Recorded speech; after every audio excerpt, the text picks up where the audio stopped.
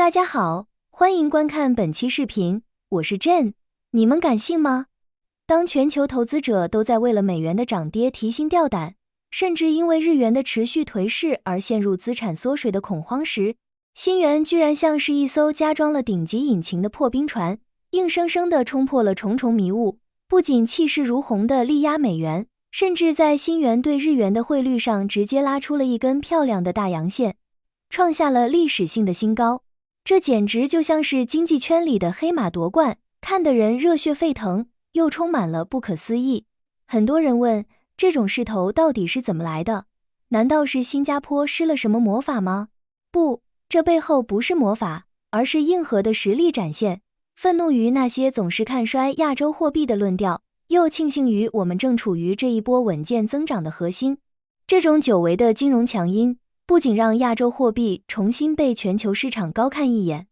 更让我们每一个在新加坡奋斗的人实实在在地感受到了某种经济带来的安全感和自豪感。这种冲击力真的太强了。为什么全球资本在这个动荡的年份，偏偏就把眼光锁定在了新元身上？这可不是运气，而是新加坡在几十年间苦心经营出来的护城河。大家一定要明白，新加坡金融管理局，也就是我们常说的 MAS， 他们操盘货币政策的逻辑，简直就像是一门精密的艺术。他们不走寻常路，不搞那种简单粗暴的利率战，而是通过管理一篮子货币，把新元的汇率牢牢地拴在了一个极具韧性的区间里。这就好比你在惊涛骇浪中划船，别人在纠结是用力划快点还是慢点，新加坡直接给你装了一个平衡仪，不管风浪怎么拍，船身始终保持着那种令人惊叹的平稳。这种以汇率为中心的政策框架，就像是一层坚固的防弹衣，完美抵御了外部单一货币剧烈波动带来的冲击。当美元在加息周期里翻江倒海，把其他货币虐得体无完肤的时候，新元却像是一个安静的智者，通过适度的升值，悄无声息地化解了输入型通胀的压力。这不仅保住了咱们的钱袋子，更是在无形中提升了整个国家的竞争底色，让全球的资金流向这片土地时，就像回到了最安全的港湾一样，那种对稳定性的渴望，在如今这个世界，简直就是比金子还要珍贵的稀缺资源。你们有没有想过，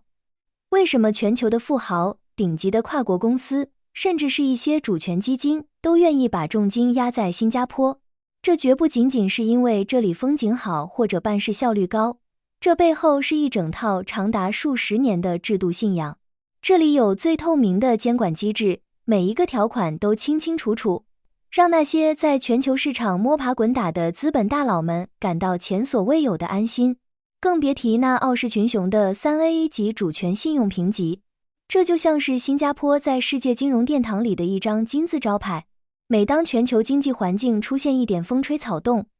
当其他地区的投资者还在担心违约风险的时候，全球的资金就像是有导航一样，精准地涌向新加坡。这种极高的经济确定性，本质上就是对法治和诚信的最高奖赏。当别的货币在汇率市场上像过山车一样跌宕起伏时，新元凭借着这股强大的制度信任，走出了一道独特的向上的曲线。这种信任资本，不仅是新元汇率能够创新高的根基，更是新加坡作为亚洲金融中心，在未来几十年依然能够笑傲江湖的最大底牌。其实，汇率不仅是冷冰冰的数字，它直接关乎我们每个人的切身利益。大家感受一下，虽然我们总觉得物价有点贵，但放眼全世界，看看那些饱受恶性通胀折磨的地区，看看那些因为货币大幅贬值而财富瞬间蒸发的国家，我们是不是该感到一丝庆幸？新元汇率的稳健，其实就是在为我们每个人的生活成本买单。因为新加坡是一个高度依赖进口的经济体，粮食、能源、原材料，几乎样样都要靠买。如果新元走弱，物价那绝对是蹭蹭的往上涨，到时候咱们兜里的那点辛苦钱，可能连个午餐都买不起了。正是因为新元在面对强美元和弱日元时展现出的那股强势，有效地把进口商品的成本压制住了。这种隐形的福利，难道还不值得我们点个赞吗？对于每一个在新加坡生活、打拼的普通人来说，这就是一种隐形的财富保障。我们在进行储蓄规划或者考虑未来职业发展的时候，根本不需要像其他国家的年轻人那样，整天担心货币贬值，把自己的积蓄化为乌有。这种安全感，真的是用多少金钱都买不到的。它是新加坡经济模式赋予每一个普通人的基本尊严。站在现在的节点上，我们要清醒地看到，新元汇率的这一波新高，其实是给新加坡经济的一场大考，递交了一份漂亮的答卷。这不仅仅是数字的胜利，更是新加坡这种精细化管理模式的胜利。我有时候看着这些涨跌幅曲线，真的会感叹，这座小岛就像是一个被精密计算出来的经济时钟，每一个齿轮的咬合都那么恰到好处。当别的国家还在为产业空心化或者债务危机焦头烂额时，新加坡已经在寻找下一个增长点，通过吸引全球最顶尖的人才和资金，不断为这个时钟注入新的能量。这难道不值得我们深思吗？所谓的国家竞争力，从来不是靠大声疾呼换来的，而是一点一滴地把每一项政策落实到位。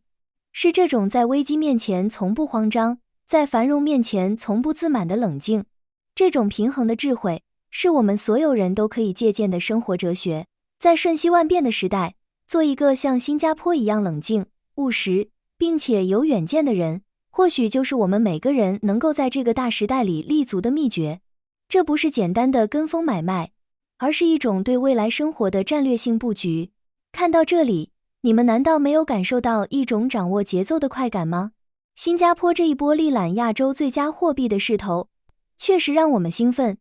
但这种兴奋之后，更应该是冷静的思考。我们享受着这份稳定，是不是也应该思考一下，在未来全球经济结构大变革的浪潮中，我们自己该如何保持这种领先优势？这一场汇率之战，不仅是国家层面的博弈，也是咱们每个人财富观的试金石。看着现在的汇率走势，我内心其实非常有感触。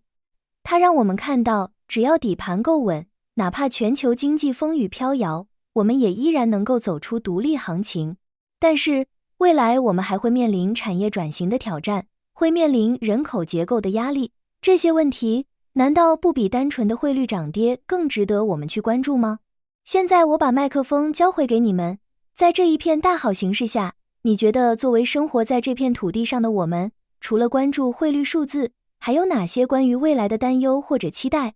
面对全球经济的不确定性，你个人最希望看到的转变又是什么呢？快在评论区里告诉我，让我们一起聊聊这些关乎你我钱包与生活的大课题。欢迎点赞订阅，我是 Jen， 我们下期视频再见。